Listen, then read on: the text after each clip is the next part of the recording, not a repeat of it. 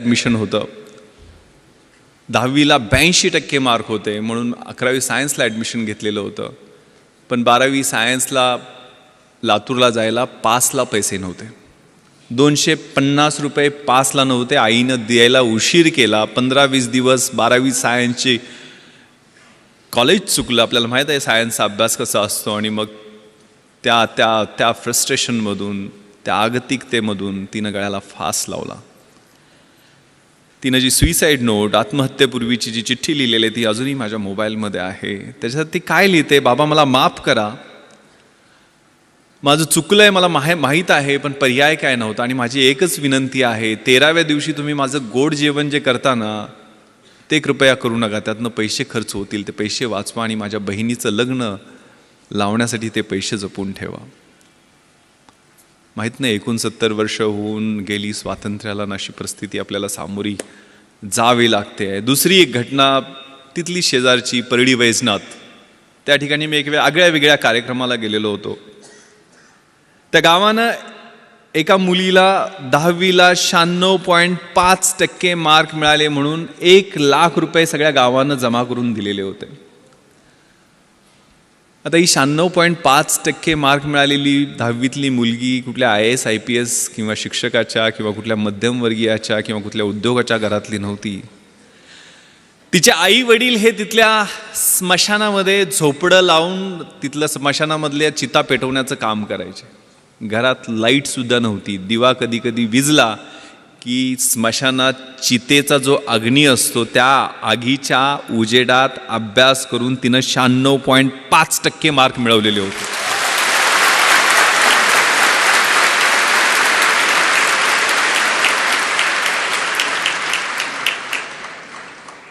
तिच्या आईला हेही कळत नव्हतं की 96.5% म्हणजे किती असतात. ती तिला समजून सांगत होती की 90 वर 6 असतात आणि त्या 6 वर परत अजून अर्धा असतो म्हणजे 96.5%.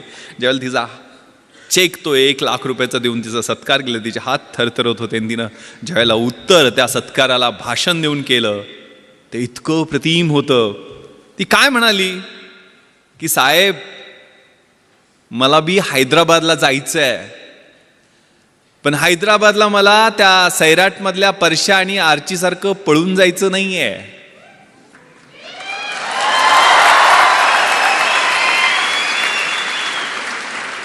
मला हैदराबादला सरदार वल्लभभाई पटेल राष्ट्रीय पोलीस अकादमीमध्ये IPS प्रोबेशनर म्हणून तुमच्यासारखं ट्रेनिंग घ्यायला जायचं.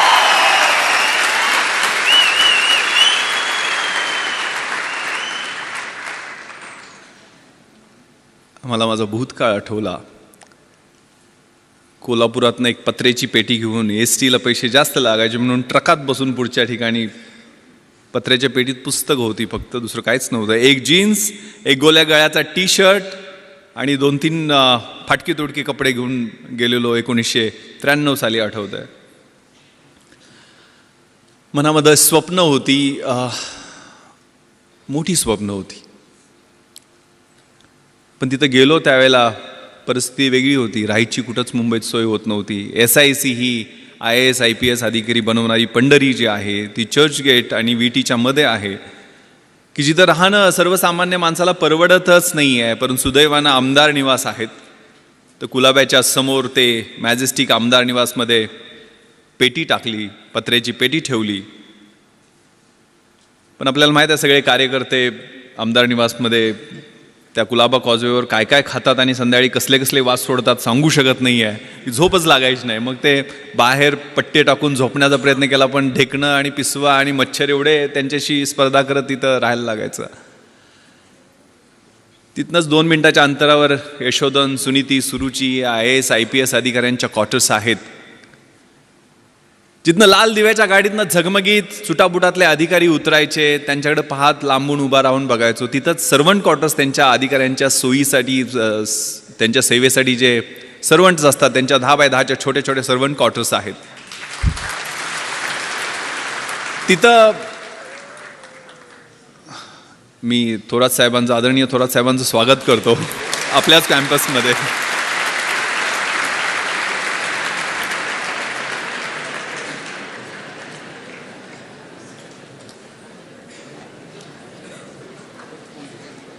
त्या 10x10 सर्वंट क्वार्टर्समध्ये सुद्धा त्यावेळेला राहायला सोय झाली नाही. तिथनंच 2 मिनिटाच्या अंतरावरती CCI, बॉम्बे जिमखाना असे बड्या लोकांचे क्लब आहेत की जिथनं तारेच्या कुंपणामधनं आतमध्ये पोरंही बड्या बापांची स्क्वॉश, टेनिस कसे खेळतायत ते वाटकूक बघण्याचा प्रयत्न करायचो, पण वॉचमनच्या शिव्या खायचो. तिथनंच 2 मिनिटाच्या अंतरावरती मेट्रो नावाचं थिएटर आहे की जिथं मला आठवतं त्यावेळेला 1993-94ला शाहरुख खानचा कभी हा कभी ना हा सिनेमा रिलीज झालेला होता. आणि शाहरुख खानला बघण्यासाठी त्या बाउन्सरच्या शिव्या खात 2 तास उभा होतो. लांबून तो काहीतरी झलक त्याची दिसली, केस वाढलेले आणि आतमध्ये जाताना. 2 मिनिटाच्या अंतरावरती ताजमहाल हॉटेल आहे की जिथं कधी स्वप्नही पाहिलं नाही की आपल्याला चहा प्यायला मिळू शकेल. कारण चहाची त्यावेळची किंमत 25 रुपये असायची आणि खिशानं कधी 10 रुपयाच्या वर राईस प्लेट खाण्याची परवानगीच दिली नव्हती. संध्याकाळच्या वेळेला त्या समुद्रकिनाऱ्यावरती सूर्यास्त होताना डोळ्यातनं अश्रू गळायचे. आपल्याला हे जमेल का? एवढं मोठं स्वप्न IAS IPS होण्याचं आपण घेऊन मुंबईला आलेलो आहे का? इथंच कुठंतरी त्या दिलाय रोडवरच्या कामगारांच्या रूममध्ये सगळे नातेवाईक तिथं झोपायचे, एकानंतर एकाला एका बाजूला असे सगळे ओळीनं झोपलेले दिसायचे. तिथं झोपायला आणि काहीतरी काम करायला लागेल आयुष्यभरासाठी. फ्रस्ट्रेशन होतं, आगतिकता होत्या, मनात शंका होत्या, आत खूप सारे संघर्ष होते. आणि खूप छान सुरेश भटांची कविता आहे, विझलो जरी आज मी हा माझा अंत नाही, पेटेन पुन्हा नव्याने हे सामर्थ्य नाशवंत नाही.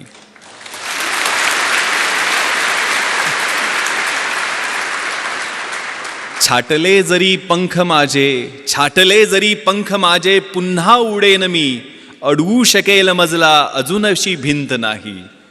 माझी झोपडी जाळण्याचे झालेत कैक कावे, जळेल झोपडी अशी आगती ज्वलंत नाही. येतील वादळे खेटेल तुफान, तरी वाट चालतो मी, अडथळ्यांना भिवून अडखळणे पावलांना पसंत नाही. ती मनामध्ये ऊर्जा होती, ते स्वप्न होतं. मग त्यातनं एक जिद्द निर्माण झाली आणि 2 वर्ष 1995 आणि 96 2 वर्ष पेकाट मोडेतोपर्यंत आणि बुडाला फोड येतोपर्यंत अभ्यास केला आणि परिस्थितीनं टर्न घेतला. परिस्थिती पालटली. IPS मध्ये निवड झाली. मुंबईत डेप्टी कमिशनर ऑफ पोलीस म्हणून नेमणूक झाली. ज्या ठिकाणी 10x10च्या सर्वंट क्वार्टरमध्ये झोपायला जागा शोधत होतो त्याच ठिकाणी 2200 स्क्वेअर फीटचा आलिशान फ्लॅट मरीन ड्राईव्हवरती शासनानं राहायला दिला.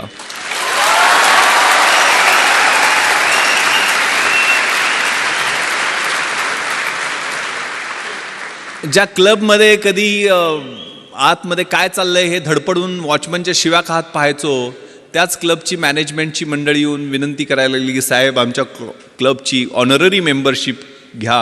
आणि त्याच क्लबमध्ये माझी मुलं मला स्क्वॉश आणि टेनिस खेळताना दिसायला लागली.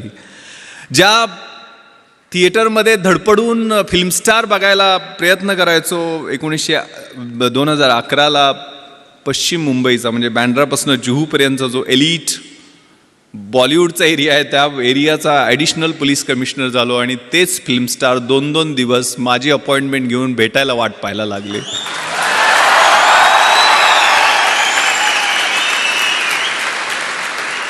ज्या ताजमध्ये कधी चहा प्यायचंही स्वप्न पाहिलं नाही, त्याच ताजमध्ये 26/11च्या रात्री सगळ्यात जास्त मी आणि माझ्या सहकाऱ्यांची वाट पाहिली गेली आणि तिथंच अतिरेक्यांची 2 हात केल्यामुळं राष्ट्रपतींचं शौर्य पदक आम्हाला प्रदान करण्यात आलं.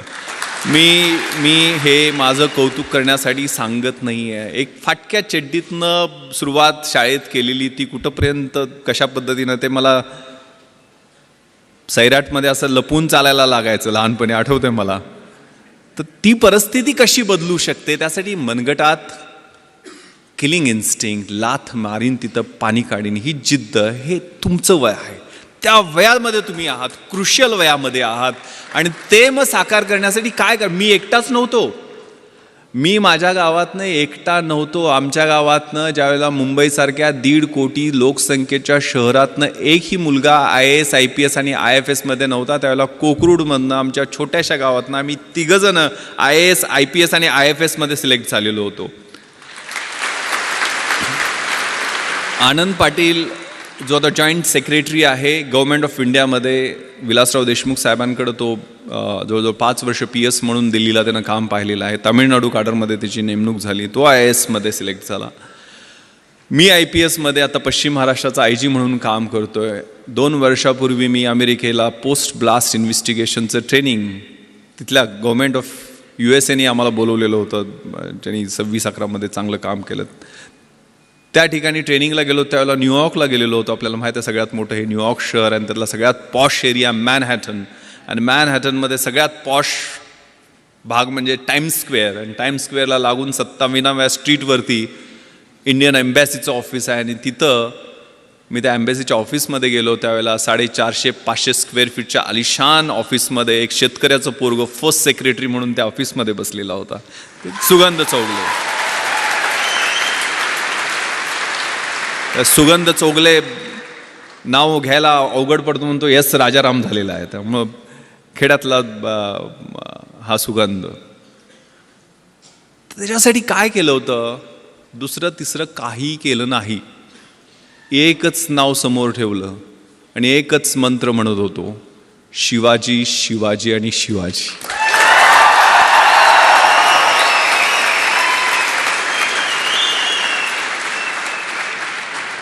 कुठेतरी व्हॉट्सअपवरती मला मेसेज आलेला होता की शिवाजी कुणाला म्हणायचं?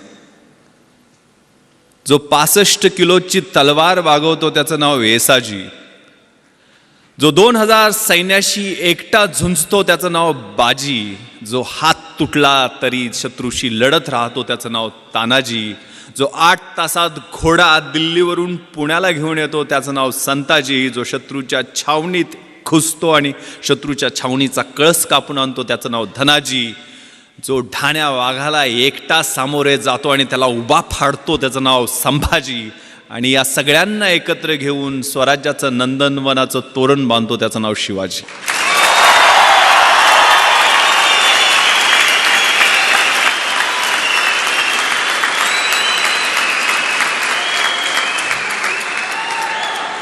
सोळाव्या वर्षी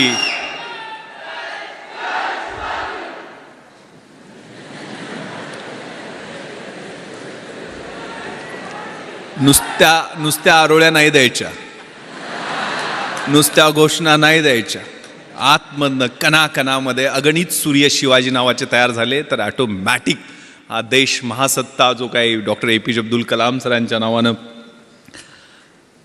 राजवर्धननी काहीतरी एक स्पर्धा परीक्षा केंद्र बनवण्याचं ठरवलेलं आहे. त्यांच्या प्रॉपर्टीची list doctor APJ Abdul Kalam सरांच्या वाचत होतो मी. काय जाताना घेऊन गेले, ज्यांनी आम्हाला स्वप्न पाहायला शिकवलं. मंजिले उन्हीं को मिलती है जिनके सपनों में जान होती है. यूं ही पंख होने से कुछ नहीं होता, हौसलों से उड़ान होती है. तो हौसला, ती जिद्द, ती इच्छाशक्ती.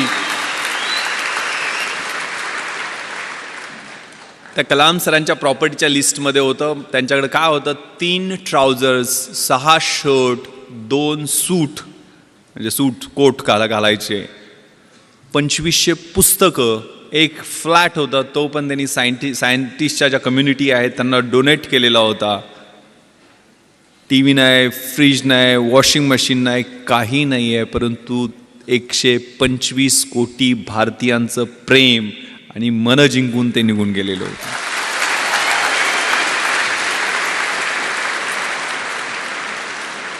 त्यामुळे हा मंत्र शिवाजी, शिवाजी, शिवाजी का मी सांगतोय? कारण त्यांनी प्लॅन जो केला. What is planning? सगळं मॅनेजमेंट, सगळं काही शिकायचं असेल तर छत्रपती शिवरायांच्या चरित्रातनं शिकायला पाहिजे. What is planning? Deciding in advance what to do, when to do, how to do, who is suppose to do it. कसं करायचं, काय करायचं, केव्हा करायचं, त्याचं नियोजन कशा पद्धतीनं करायचं, याला प्लॅनिंग म्हणतात. आणि प्लॅनिंगसाठी आपल्या समोरचं चॅलेंज कोणतं आहे, आपल्या समोरचं आव्हान कोणतं आहे, आपला ॲडव्हर्सरी कोण आहे, आपला शत्रू कोण आहे, परीक्षा समोर धरा. परीक्षेला समोर धरलं आणि एक सून झू नावाचा चिनी युद्धशास्त्रज्ञ आहे, त्यानं खूप छान विश्लेषण, आर्ट ऑफ वॉर नावाचा 511 बिफोर क्राइस्ट त्यांनी ग्रंथ लिहिलेला आहे, त्याच्यात त्यांनी विश्लेषण केलेलं आहे. If you know yourself, युद्धशास्त्रातलं हे तत्व आहे जे आपल्या आयुष्यामध्ये तेवढंच लागू पडतं. If you know yourself and if you know your enemy, you need not worry about the result of 100 battles. तुम्हाला स्वतःबद्दल पूर्ण माहिती असेल आणि शत्रूबद्दल पूर्ण माहिती असेल तर 100च्या 100 युद्धामध्ये तुमचा विजय निश्चित आहे. पण माहिती कशा पद्धतीचं विश्लेषण, स्वॉट प्रिन्सिपल आपण वाचलेलं असतं. Strength, weaknesses, opportunities and threats. आपली बलस्थानं कोणती आहेत, आपली दुर्बल स्थानं कोणती आहेत, आपल्या समोरच्या संधी कोणत्या आहेत आणि आपल्या समोरचे धोके कोणते आहेत याचं योग्य विश्लेषण स्वतःचं आणि शत्रूचं, म्हणजे परीक्षा असेल तर परीक्षेचं. सिलेबस कसा आहे, प्रश्नपत्रिका कशा येणार आहेत, गेल्या 10 वर्षातल्या कशा आहेत, पुढच्या कशा येऊ शकतील, सिलेबसमध्ये व्हॉट टू डू आणि व्हॉट नॉट टू डू हे कशा पद्धतीनं करायचं ते तुम्ही ठरवता का, त्याच्यावर काम करता का, नियोजन करता का, आणि त्याच्यानंतर स्मार्ट पद्धतीने. What is smart? Specific, measurable, attainable, realistic and time bound. स्मार्टचं फुल फॉर्म आहे. तशा पद्धतीनं तुम्ही अभ्यासाचं नियोजन करता का, आणि मग तो स्मार्ट अभ्यास असेल तर तुम्हाला यश मिळण्याचं गुणोत्तर अधिक चांगलं होत जातं. If you know yourself and if you do not know about your enemy, after every victory gain you will suffer a defeat. जर तुम्हाला स्वतःबद्दल माहिती असेल पूर्णपणे, मात्र शत्रूबद्दल माहिती नसेल तर एका विजयानंतर तुम्हाला एक पराभव पचवावाच लागेल. जर तुम्हाला स्वतःबद्दलही माहिती नसेल आणि शत्रूबद्दलही माहिती नसेल तर you will suffer a defeat in every other battle. जर स्वतःबद्दल पण माहिती नसेल आणि शत्रूबद्दल माहिती नसेल तर आपल्याला मार खायला लागणार हे निश्चित आहे. त्यामुळे हे विश्लेषण आपल्यातल्या पॉझिटिव्ह, निगेटिव्ह, डिस्ट्रक्टिव्ह सगळ्या गोष्टींचं विश्लेषण व्यवस्थित करून आपल्याला मार्गक्रमण करायचं. And this time is very very important. More you sweat during peace, less you bleed during war. हे युद्धशास्त्रातलं दुसरं महत्त्वाचं तत्व आहे की शांततेच्या काळात जास्त घाम काढला तर युद्धाच्या काळामध्ये कमी रक्त सांडावं लागतं. तुमच्या हा कॉलेजचा काळ आहे, तो रचनात्मक काळ आहे. तुम्हाला कुणीही अडवलेलं नाही अभ्यास करायला, आणि अभ्यास करून कुणाच्या अंगाला भोकं पडलेत किंवा कोण मेलाय असं मी काय ऐकलेलं नाही आहे. त्यामुळे आई वडील आपले खूप खस्ता खाऊन आपल्याला इकडं अभ्यासासाठी पाठवतात. कारण माझ्या वडिलांनी अर्धा एकर शेती विकलेली होती, मला सांगितलं पण नाही. कधीही त्यांनी मला एक पोस्टकार्ड लिहायचे. पोस्टकार्डवर त्यांची सही मोडीतली सही आहे. जुने पैलवान होते ते, 4थी शिकलेले. आईचं शिक्षण तर झालेलं नाही आहे, पण लिहिता वाचता तिनं नंतर शिकली थोडंफार वाचायला. पण वडील, मी दिल्लीला ज्यावेळेला UPSCची तयारी करायला इंटरव्ह्यूच्या वेळेला होतो, मुंबईमध्ये असायचो, त्यावेळेला पोस्टकार्ड लिहायचे. त्यांनी कधी टेन्शन देणाऱ्या गोष्टी लिहिल्या नाहीत, पण व्यवस्थित चाललंय आमची काही काळजी करू नको, तुला पैसे किती पाहिजेत, कसे पाठवून देऊ, जेवायला व्यवस्थित मिळतं का, वगैरे वगैरे विचारपूस करून शेवटी मात्र न चुकता एक ओळ ते लिहायचे. मला गावाकडे प्रेमानं भावड्या म्हणतात. भावड्या, माझे डोळे मिटायच्या आधी तुला लाल दिव्याच्या गाडीतनं आलेलं मला पाहायचं आहे.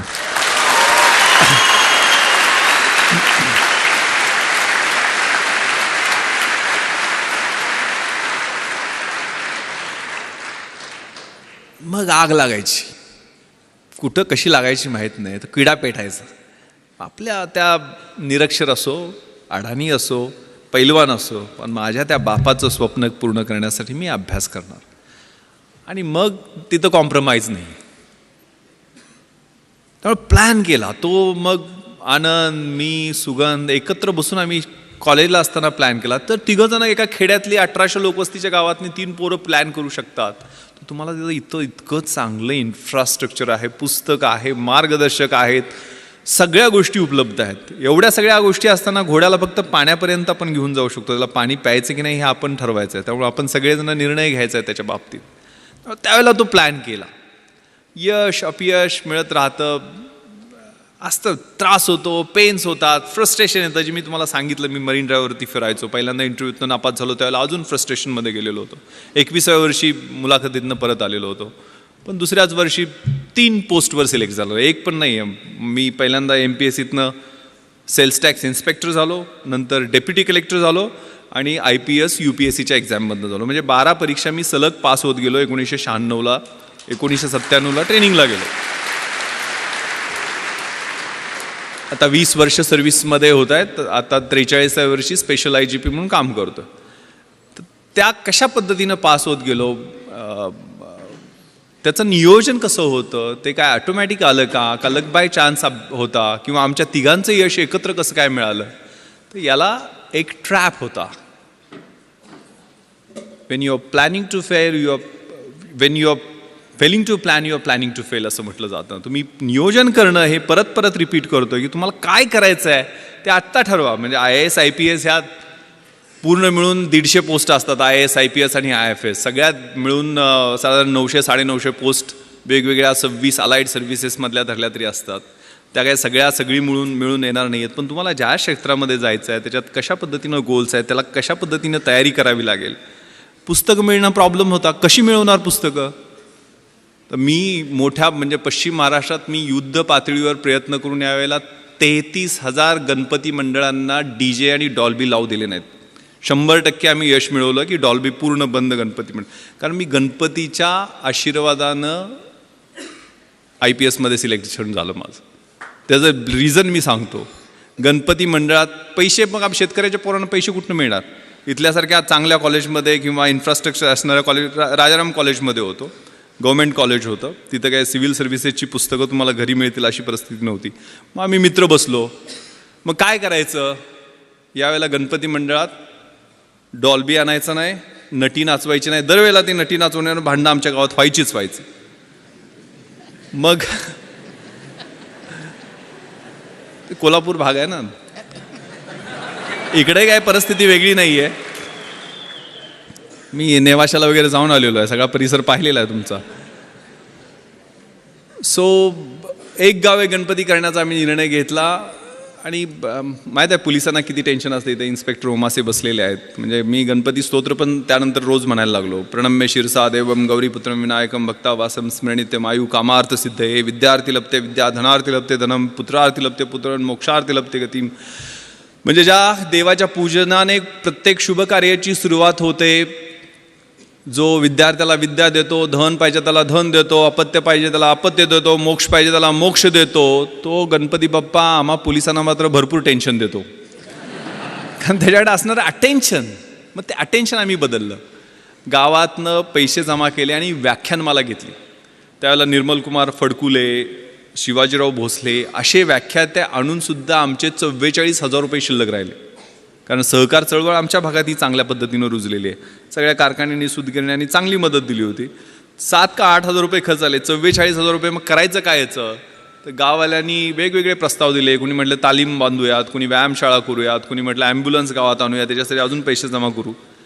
पण आम्ही प्रस्ताव दिला की हे पुस्तकासाठी पैसे आम्हाला द्या. आम्हाला काही कथा कादंबऱ्या नाटकं कविता असली पुस्तकं नको. तर आम्हाला MPSC UPSC bank recruitment, railway recruitment, army recruitment याच्यासाठी लागणारी स्पर्धा परीक्षेची पुस्तकं पाहिजे. ते वाघिणीचं दूध आम्हाला द्या, आम्ही तुम्हाला रिझल्ट दाखवू. गाववाल्यांनी नाही होय करत पुस्तक आणायला परवानगी दिली. 44,000 रुपये आम्हाला पुस्तकासाठी मिळाले. मी आणि माझे मित्र ती लिस्ट घेऊन पुण्याला गेलो. पुण्यामध्ये जेवढी जमतील तेवढी. त्यावेळेला NCERTची पुस्तकं कुठं मिळतात हे पण माहीत नव्हतं. NCERTची पुस्तक विमाननगरला कुठल्या तरी एका सेंट्रल स्कूलच्या तिथल्या लायब्ररीमध्ये मिळतात म्हटल्यानंतर तिथनं आम्ही जाऊन पुस्तकं आणली. म्हणजे हनुमान जशी संजीवनीसाठी अख्खा डोंगर घेऊन आलेला होता, तशी जेवढी मिळतील तेवढी NCERTच्या पुस्तकात ठराविकच लागतात पुस्तकं. या परीक्षेसाठी व्हॉट नॉट टू डू हे खूप महत्त्वाचं असतं. आणि ते नियोजन, कॉमन सेन्स, परीक्षेची तयारी. म्हणजे हे UPSCसाठी मी बोलत असलो तरी तुम्ही ह्या रेग्युलर गोष्टी तुमच्या रोजच्या जीवनामध्ये सवयी लावून घ्या. कारण अभ्यासाची शैली माझ्या अंगभूत मी करण्याचा प्रयत्न केला होता. मी मोटरसायकलचा नंबर दिसला तरी त्या 786 असेल तर 786 झाली. जगाच्या इतिहासात काय झालं, महाराष्ट्राच्या इतिहासात काय झालं, भारताच्या इतिहासात काय झालं ते आठवायचा प्रयत्न करायचो. डायरी प्रत्येक पानावर माझ्या छोटी डायरी होती त्या ठोकळ्यात. कारण मी इतिहासात माझं ऑप्शनल सब्जेक्ट होता. मी कुठलेही म्हणजे CSR एक माझ्याकडे असायचं नेहमी, जे नेहमी जाताना कुठेही वाचायचो. मी अगदी ॲन्युअल ट्रेनिंग कॅम्पला रुकडीला गेलेलो होतो कोल्हापूरच्या जवळ. 5 महाराष्ट्र बटालियन NCCC सर्टिफिकेट मी केलेलं आहे. शेवटच्या वर्षी ज्यावेळेला कॅम्प होता त्यावेळेला CSR घेऊन गेलेलो होतो. आणि तिथं मग वक्तृत्व स्पर्धा जाहीर झाल्या, इलोक्युशन कॉम्पिटिशन. मग त्याच्यात मी पार्टिसिपेशन केलं. इंग्लिश आणि हिंदीच, NCC असल्यामुळे 2च ऑप्शन होते. हिंदी काय जमायचं नाही. इंग्लिश पाठांतर खूप चांगलं होतं पण अर्थ काही कळायचं नाही. एक CSRचा मॅगझिन होतं माझ्याकडे, त्यात नॅशनल इंटिग्रेशनचा निबंध होता. इकडेही विषय नॅशनल इंटिग्रेशन, पण तो निबंध देशात पहिला आलेल्या मुलाचा होता. आणि तो निबंध मी काहीही कळत नसताना जसाच्या तसा पाठ केला आणि मी पहिला नंबर काढला. म्हणजे अजूनही मला तो निबंध आठवतोय नॅशनल इंटिग्रेशनवरती जो होता. The strength of the nation lies not in its loud claims and mouth watering directive principles of the state policy but in the spirit of service and that of the complete dedication of one's both body and soul to the cause of unity and integrity of the nation. आता महत्त्वाचं सांगतो, मी deputy collector उपजिल्हाधिकारी म्हणून जे selection झालं त्यावेळेला मला फक्त इंग्रजीमध्ये 100पैकी 92 मार्क मिळाले होते म्हणून झालेलं होतं. हे 92 मी मराठी माध्यमाचा, माझं ॲव्हरेज इंग्लिश होतं, पण माझं ग्रामर आणि रायटिंगमधलं इंग्लिश बोलताना मी UPSCची मुलाखतसुद्धा मी मराठीतून दिलेली आहे. पण तिथं मी काय केलं, मी पेपर फोडला नव्हता. 92 मार्क मला कसे पडले, कारण त्यावेळेला 40 मार्काला एसे असतो. आता मी कुठला निबंध पाठ केला होता, नॅशनल इंटिग्रेशनचा, आणि इथं मला निबंध कुठला आलेला होता, if I were a prime minister, मी पंतप्रधान झालो तर. आता मी कसे बदल केले त्यातले, म्हणजे मी मगाशी आता भाषणात सांगितलं नॅशनल इंटिग्रेशनमध्ये कसं होतं, the strength of the nation lies not in its loud claims and mouth watering directive principles of the state policy. इकडं कसं गेलं, the strength of the nation lies not in prime ministers loud claims and his mouth watering directive. पुढं असं होतं, however with every salute and cheers to our grand and mighty past we cannot but admit that our present is afflicting, sometimes it is horrifying, sometimes frustrating. इकडं कसं गेलं, however with every salute and cheers to our grand and mighty past of Jawaharlal Nehru, Indira Gandhi, our present, त्यावेळेला इंदर कुमार गुजराल आणि ते चंद्रशेखर सरकार पडणं वगैरे सुरू होतं, ते सगळं इट इज अफ्लिक्टिंग, समटाईम्स हॉरिफाईंग. असे व्यवस्थितपणे फिलिंग द ब्लँक्स केले आणि व्यवस्थितपणे पेपर तो लिहिला आणि 92 मार्क मिळाले आणि मी डेप्युटी कलेक्टर होऊ शकलो. हा प्रयोग माझ्या मित्रानं केला आणि त्याला 37 मार्क फक्त पडले. त्यामुळं हा प्रत्येकाचा इंडिव्हिज्युअल अप्रोच असतो, प्रत्येकाच्या अभ्यासाची शैली ही वेगळी असते. माझी दुसरं कारण मी डेप्युटी कलेक्टर होण्याचं, माझा समाजशास्त्र विषय मी घेतलेला होता. कधी घेतला, ज्यावेळेला MPSC प्रिलिम्सचा रिझल्ट लागला आणि मी पास झालो आहे आणि 1.5 महिन्यांनी MPSCची मुख्य परीक्षा आहे हे माहीत झाल्यानंतर मी समाजशास्त्र विषय घेतला. कारण मराठी लिटरेचर माझा दुसरा ऑप्शनल सब्जेक्ट UPSCच्या अभ्यासासाठी, IAS IPSच्या तयारीसाठी मराठी साहित्य होता. पण MPSCमध्ये मराठी साहित्याचा चांगला स्कोअर होत नाही आहे, त्यामुळे मला माझ्या मित्रांनी सांगितलं की तो विषय घेऊ नको. मग मी समाजशास्त्र विषय घेतला. समाजशास्त्राचं, सोशॉलॉजीचं स्पेलिंग सोडून मला काहीही माहीत नव्हतं. मी बाजारात गेलो, सगळ्यात छोटं पुस्तक असेल ते निवडलं आणि ते 175 पानाचं पुस्तक घेऊन आलो. आणि माझा एक मित्र संजय देशमुख, जो MPhil इन सोशॉलॉजी झालेला होता, त्याला म्हटलं मला जरा मार्गदर्शन कर रे, माझं 7 दिवस मी देऊ शकतो या विषयाला, मला समाजशास्त्र विषयात चांगले मार्क्स पाडायचे आहेत. तोही मेन्सला होता. तो 3 ठोकळे त्यानं मोठे मोठे काढले आणि जवळजवळ 350-400 डेफिनेशन्स इंग्लिशमध्ये त्याला पाठ होत्या. आणि असं टेन्शन दिलं की म्हटलं आता आपण गळ्यात दगड बांधलेला आहे आणि उडी मारलेली आहे आणि 100% बुडणार. मात्र ते 7 दिवस त्या पुस्तकाबरोबर मी अभ्यास केला, म्हणजे रोमॅन्स केला, लिटरली कॉन्सेप्ट समजून घेतले.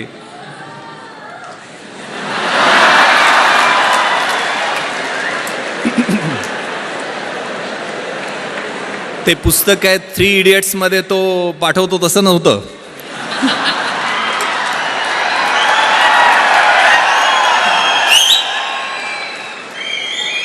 आणि तुम्हाला विश्वास बसणार नाही, माझं मार्कशीट तुम्हाला मी दाखवेल.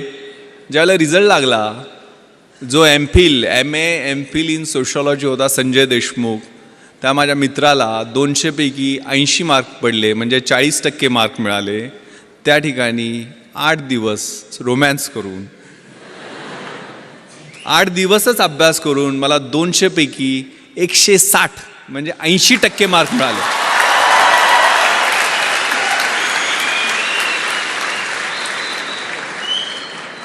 अगेन मी पेपर फोडला नव्हता, किंवा पेपर फोडून सुद्धा समाजशास्त्रात विश्लेषणा पद्धतीनं मार्क मिळत नाहीत. काय केलं मी, कॉमन सेन्स. रोजच्या जीवनशैलीमध्ये आपलं जे निरीक्षण असतं, आपलं ऑब्झर्वेशन असतं, ते खूप महत्त्वाचं आहे. प्रश्न काय होता समाजशास्त्रात? बलुतेदारी सिस्टमबद्दल प्रश्न होता. तर बलुतेदारी सिस्टम मला पुस्तकात वाचायची गरज काय आहे? माझा खेड्यात जन्म झाला आहे, ते 12 बलुतेदार 18 बलुतेदार, तो शेतकरी, त्यांच्यात असणारी बार्टर सिस्टम, रोजचं ऑब्झर्वेशन आहे. आणि माझ्या विश्लेषणात्मक पद्धतीने मी इंडिपेंडंट त्याचं ॲनालिसिस केलं, कुठलंही बॅकग्राऊंड नसताना. कारण या परीक्षा म्हणजे तुमच्यातल्या ऑफिसर लाईक क्वालिटीज या पाहत असतात, चेक करत असतात. त्यामुळं या बल्युटरी सिस्टममध्ये परफेक्ट मी विश्लेषण करून त्याचं उत्तर लिहिलं. दुसरा प्रश्न होता काय? सेक्युलरिझम, धर्मनिरपेक्षतावाद. धर्मनिरपेक्षतावाद मला सोशॉलॉजीच्या अँगलनं माहीत नव्हता, पण मला सेक्युलरिझम हे इतिहासाच्या अँगलनं खूप चांगलं माहीत होतं. कारण युरोपमध्ये 30 इयर्स वॉर झाला, त्यात ट्रिटी ऑफ ट्रॉस्की झाली, त्यातनं सेक्युलर म्हणजे प्रोटेस्टंट अँड कॅथलिक्समध्ये वॉर झालं, आणि त्यातनं ह्या कॉन्सेप्टचा उदय झालेला आहे. त्यामुळे त्याचं रिलेव्हन्स आपल्या देशाच्या दृष्टीनं कितपत आहे, टॉलरन्स आणि सेक्युलरिझमचं कम्पॅरिझन, हे इतकं चांगल्या पद्धतीने मी जगाच्या इतिहासाच्या अनुषंगानं लिहिलं की इतरांपेक्षा वेगळं उत्तर झालं. Winners don't do different things, they do the things differently, असं काहीतरी म्हणतात. आणि मला एवढे मार्क मिळाले. त्यामुळं आपला जो ध्यास आहे, म्हणजे ज्ञानाचा ध्यास, अभ्यासाचा ध्यास, हे खूप छान संस्कृत सुभाषित मला माझ्या शिक्षकांनी, 7वीला माझं संस्कृत होतं, मी शाळेला गेलो त्यावेळेला, विद्वत्वांच नृपत्वांच नैवम तुल्य कदाचन स्वदेशे पूज्यते राजा विद्वान सर्वत्र पूज्यते. विद्वत्तेची आणि राजसत्तेची ही तुलना कधीही होऊ शकत नाही आहे. कारण राजाची त्याच्या स्वतःच्या राज्यामध्ये पूजा होत असते, परंतु विद्वानाची पूजा ही पूर्ण जगामध्ये होत असते. त्यामुळे अभ्यासाचा ध्यास ठेवायचा आहे. मी IPSमध्ये सिलेक्शन झालं त्यावेळेला माझं क्वालिफिकेशन होतं BA इतिहास, शिवाजी विद्यापीठ कोल्हापूर, मराठी माध्यम. पण मी त्यानंतर IPS झाल्यानंतर तिथं ट्रेनिंगला असताना हैदराबादला masters in police management Osmania युनिव्हर्सिटीमधनं ही मास्टर्स डिग्री घेतली. परत आल्यानंतर मी MA एक्सटर्नल मुंबई विद्यापीठातनं माझं हिस्ट्रीमध्ये कंप्लीट केलं. त्यानंतर मी लातूरला आणि नांदेडला SP असताना तिथनं मी LLB माझं कंप्लीट केलं. आणि गेल्या वर्षी मी मराठवाडा विद्यापीठातनं बाबासाहेब आंबेडकर मराठवाडा विद्यापीठामधून LLMचं फर्स्ट इयर तिथं फर्स्ट येऊन कंप्लीट केलं. आता सेकंड इयरला मला ॲडमिशन घेता आली नाही आहे, कारण 1 वर्षात माझी ट्रान्सफर झाली.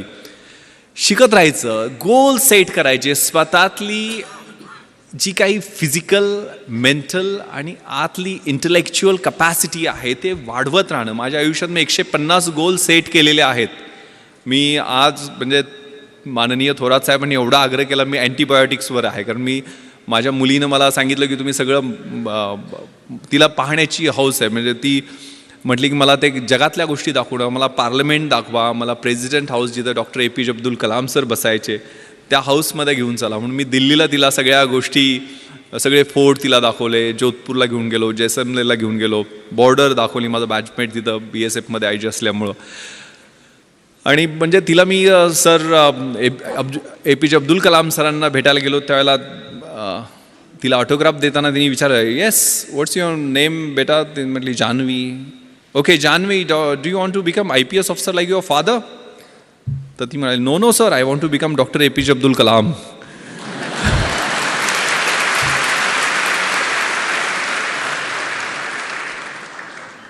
इथं सावित्रीच्या लेखी सगळ्या आहेत. म्हणजे ते मला दंगल सगळ्यांनी पाहिला ना? Yes, that's fighting spirit, that should be there. त्यामुळे हे सगळं जे आहे ना, आणि इकडं सगळे शिवाजीचे मावळे असं काहीतरी म्हटले ना,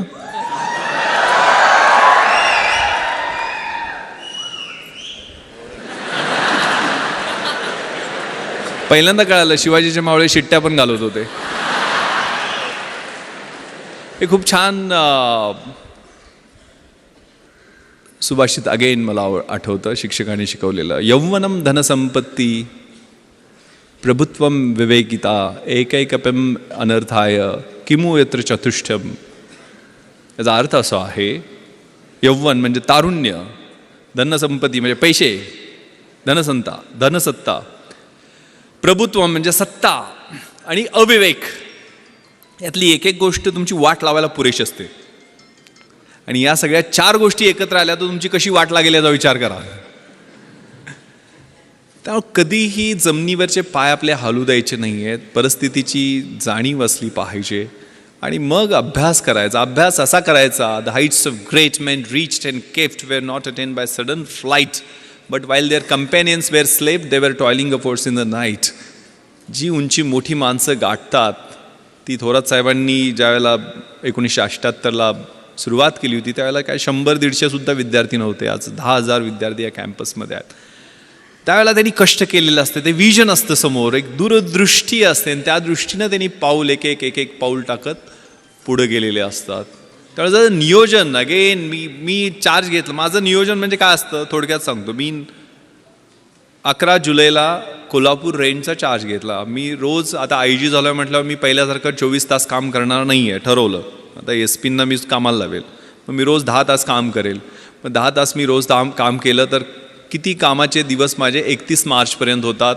790 करेक्ट दिवस होतात. 790 दिवस माझे इन्स्पेक्शन 5 जिल्ह्यात माझ्याकडे आहेत तर 10 दिवस 10 तास प्रत्येकी असे 5 जिल्ह्यांची इन्स्पेक्शन केल्यानंतर किती दिवस होतात. मी रोज 2 तास नागरिकांना भेटण्यासाठी देईल तर ते किती तास होतात. मी 2 तास टपाल माझं रोजचं टपाल काढेल त्याच्यासाठी किती दिवस होतात. मी माझ्या अधिकाऱ्यांच्या मीटिंग्ज रिव्ह्यूसाठी गेल ते 2-2 तास मी असे स्लॉट्स बनवले. तसे अभ्यासाचे सुद्धा मी ज्यावेळेला UPSCची तयारी करत होतो 4 तासाचा सकाळचा स्लॉट पहाटेचा, मी 3 वाजता उठायची सवय होती. अशी सवय इतरांनी पण प्रयत्न केला आणि नापास झालेत. अगेन मी सांगतो तुम्हाला ज्यावेळेला योग्य वाटते त्यावेळेला उठा आणि अभ्यासाचे 3 स्लॉट, सकाळचा 4 तासाचा, दुपारचा 4 तासाचा आणि संध्याकाळचा 4 तासाचा. मग दुपारच्या वेळेला मला झोप यायची तर मी त्यावेळेला मला जे कठीण विषय वाटतात ते मी त्यावेळेला घेणार नाही आहे. सकाळच्या फ्रेश स्लॉटमध्ये मी ते घेईल. ज्यावेळेला मला सोपे वाटतात ते मी दुपारच्या स्लॉटमध्ये घेईल. अभ्यासात सुद्धा 1 तास वरचा ग्राफ वाढत जातो, नंतर 2 तास स्टेबल राहतो आणि तिसऱ्या वेळेला खाली येतो. तर सायंटिफिकली मी अभ्यासाचं नियोजन तशा पद्धतीनं करेल. मी जास्तीत जास्त लिहील.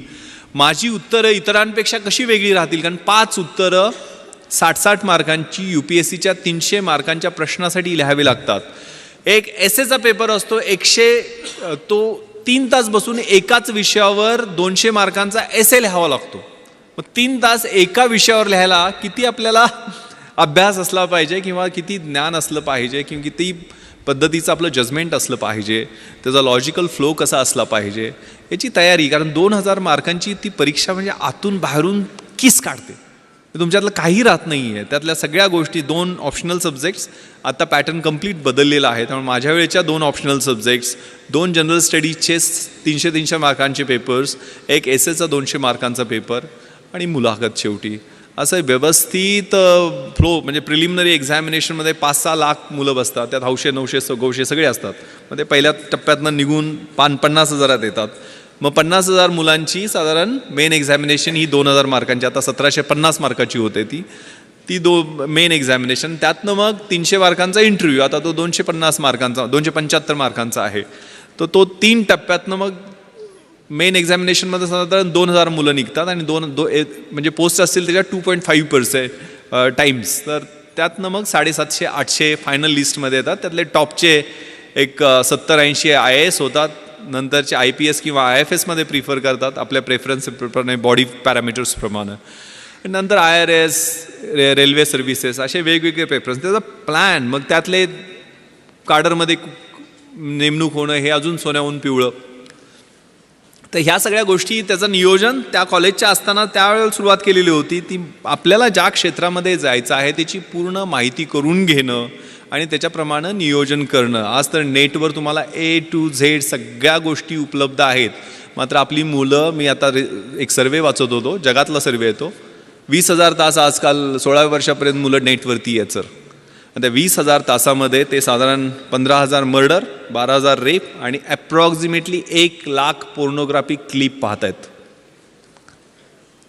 आणि याच्यामुळं ॲटोमॅटिक वेपन्सचा वापर, ड्रग्सचा वापर, एड्स, चाकूसुऱ्यांचा वापर शाळांमध्ये वाढलेला आहे. पण आपण कशा पद्धतीनं त्या व्हॉट्सअप किंवा सोशल मीडियावरती कुठल्या संगतीमध्ये आहे. कारण मी 3 रेव पार्ट्यावरती रेड केलेले आहेत. मी पुण्याची इकडं तुम्हाला माहीत असेल, पण मुंबईमध्ये ओकवूड हॉटेलमध्ये क्रिकेटचे IPL प्लेयर्स वगैरे पकडले होते म्हणून खूप गदारोळ झालेला होता मुंबईमध्ये. खूप मला मोठ्या लिडिंग न्यूजपेपरनी 5 प्रश्न विचारले, मोठमोठी आर्टिकल्स लिहायच्या नाईट लाईफवर तू हल्ला करणारा कोण वगैरे वगैरे. पण ज्यावेळेला यांचे ब्लड आणि युरिन रिपोर्ट्स आले, त्यातल्या 98% मुलामुलींच्या ब्लड युरिन्समध्ये अफीम, चरस, गांजा, कोकेन असे नाही, फ्लनिट्रेप्झेमसारखे, म्हणजे त्याला नायट्राईट बेस्ड ड्रग्ज म्हणतात, ज्याला डेट रेप म्हणतात, जे पबमध्ये गेल्यानंतर एक ड्रॉप थम्सअपच्या एखाद्या बाटलीमध्ये मिक्स केला आणि तो एखाद्या मुलीला दिला तर तिची मेमरी ब्लर होते. एक संडे नावाचा सिनेमा आलेला होता, Sunday is missing from the life of that girl, किंवा फॅशनमध्ये हा प्रकार दाखलेला होता. म्हणजे डेट रेप, डेटवर घेऊन जायचं आणि रेप करायचं, सकाळपर्यंत तिचं आयुष्य उद्ध्वस्त झालेलं असतं.